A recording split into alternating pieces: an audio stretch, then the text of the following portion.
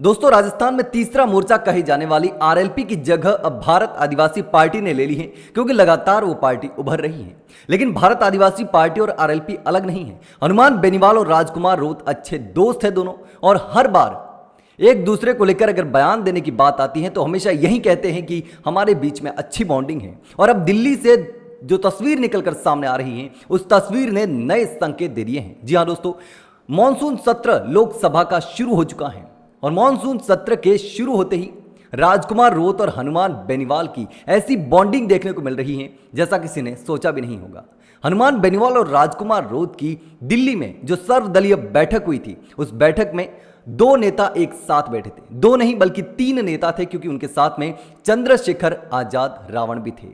चंद्रशेखर आजाद रावण, हनुमान बेनीवाल और राजकुमार रोत, तीनों की तस्वीरें एक साथ हैं। लेकिन हम राजस्थान की सियासत की बात करें तो इसमें हनुमान बेनीवाल और राजकुमार रोत का नाम सबसे पहले आता है, क्योंकि राजकुमार रोत ने जिस तरीके से पिछले कुछ ही सालों में अपनी पार्टी को इतना आगे बढ़ाया है, जिसके राजस्थान में 4 विधायक और एक सांसद है, और एक मध्य प्रदेश में भी विधायक है, यानी कि राज्य स्तर से निकाल करके राजकुमार रोत ने अपनी पार्टी को राष्ट्रीय स्तर पर विस्तारित कर दिया है।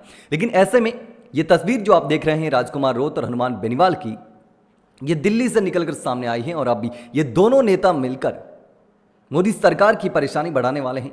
खुल करके इस बार के सेशन में आवाज उठाने वाले हैं। हनुमान बेनीवाल ने तो पहले ऐलान कर दिया है कि वो एसआई भर्ती मुद्दे को लेकर के लोकसभा में मुखर होकर बोलने वाले हैं, आवाज उठाने वाले हैं, और सरकार से मांग करने वाले हैं, चर्चा करने की मांग करने वाले हैं। लेकिन राजकुमार रोत भी हनुमान बेनीवाल का साथ देंगे, कंधे से कंधा मिलाकर चलेंगे, क्योंकि दोनों नेताओं ने मिलकर यह तय किया है कि अब हम दिल्ली में सरकार के पसीने छुड़ाने वाले हैं। तो दोस्तों, आप देख सकते हैं कि किस तरीके से अब एक साथ नजर आ रहे हैं। इन दोनों नेताओं के साथ में और कोई नहीं है, कोई सत्ता पक्ष या कांग्रेस का कोई सांसद नहीं है, लेकिन दोनों सांसद एक साथ हैं, जो कि थर्ड फ्रंट के। अलग अलग पार्टियां हैं दोनों की। राजस्थान में थर्ड फ्रंट पहले आरएलपी थी, लेकिन आरएलपी का अब एक ही सांसद बचा है। ऐसे में तीसरे मोर्चे की अगर हम बात करें तो सबसे पहले नाम आता है भारत आदिवासी पार्टी का, जिसका आदिवासी बेल्ट में अच्छा खासा प्रभाव है, अच्छा खासा वोट बैंक है, और उसी की बदौलत राजकुमार रोत लगातार आगे बढ़ते जा रहे हैं। और हनुमान बेनीवाल और राजकुमार रोत की अब अच्छी बॉन्डिंग है, और दोनों नेता मिल करके आने वाले चुनाव में भी नया समीकरण सेट कर सकते हैं। लेकिन फिलहाल अगर हम लोकसभा के इस सेशन की बात करें तो यहां पर भी दोनों अच्छा खासा दबदबा दिखाने वाले हैं। दोनों मिलकर राजस्थान की जनता की आवाज़ उठाने वाले हैं, ऐसी उम्मीद है। लगातार हनुमान बेनीवाल तो किसानों की आवाज़ें उठा रहे हैं, राजकुमार रोत आदिवासी समाज की आवाज़ उठा रहे हैं।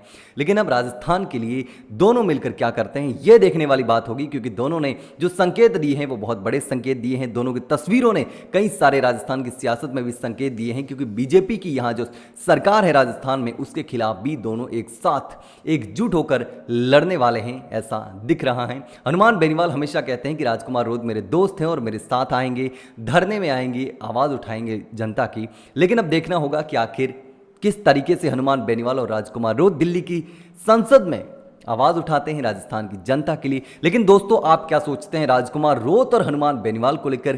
क्या दोनों के बीच में अच्छी बॉन्डिंग है या नहीं है? क्या दोनों मिल करके आने वाले समय में एक साथ काम कर सकते हैं? दोस्तों, आपको क्या लगता है? कमेंट करके जरूर बताना।